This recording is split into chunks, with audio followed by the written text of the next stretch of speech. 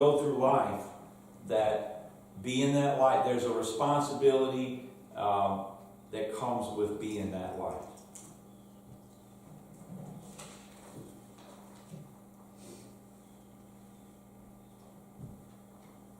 Verse 17. Do not think that I have come to abolish the law or the prophets. I have not come to abolish them, but to fulfill them.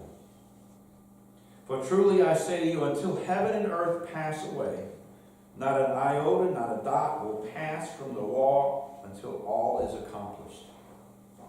You know, a lot of times, and this, I was one of them, I kind of felt like, well, I became a Christian, so, you know, the law is not really important to me. I don't really need to know all that stuff. You know, I know when I do bad, I know when I sin, but, you know, I'm saved. I'm good. He says that he didn't come to abolish the law. The law is still there. The law makes us conscious of what sin is. He says, until heaven and earth pass away, not an iota, not a dot will pass from the law until all is accomplished. Therefore, whoever relaxes one of the least of these commandments and teaches others to do the same will be called least in the kingdom of heaven. But whoever does them and teaches them will be called great in the kingdom of heaven. Now, something I noticed about this. He says, first of all, he says, don't change what I tell you. That's probably the most important point. And I know right here he's talking about the law. He's saying, you know, don't change that. And he's going to go on, as we go into this next week, he's going to go on and talk about some specific law violations, if you will. Okay? He's going to talk about these things, and what he's telling them is, he says, don't change what I'm telling you.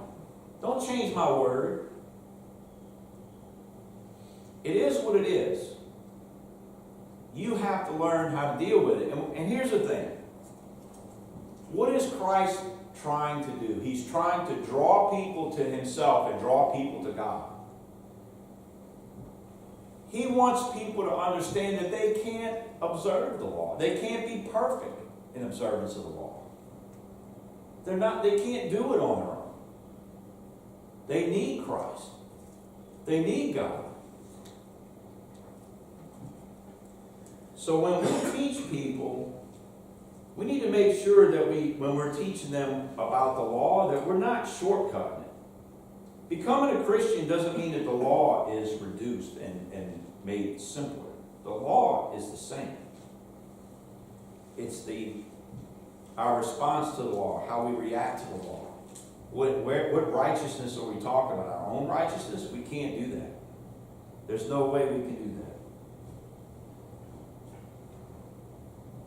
The other thing I found interesting, he says, is that, therefore whoever relaxes one of the least of these commandments and teaches others to do the same would be called least in the kingdom of heaven.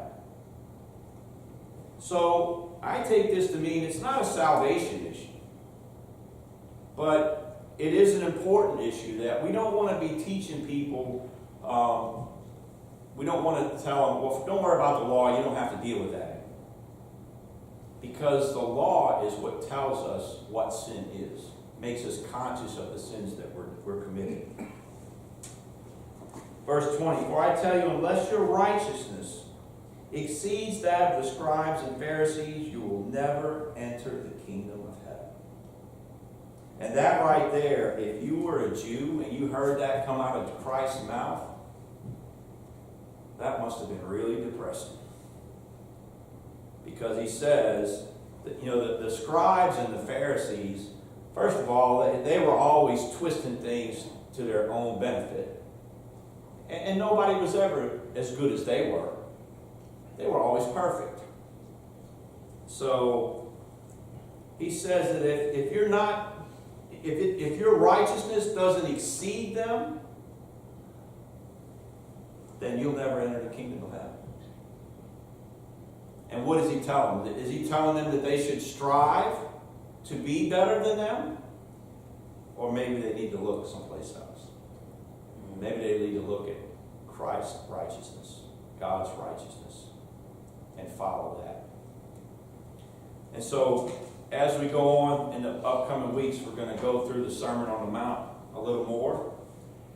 And we're going to see and discover some things that maybe we haven't seen before. And not only that, maybe we can discover and see some things about ourselves and our own faith and what we believe. And make sure that we're not just focused on our own righteousness, but that we're following God's righteousness. If you're in need of prayer, if you need assistance in any way, if you got something on your mind, we'd love to pray with you as we stand and sing.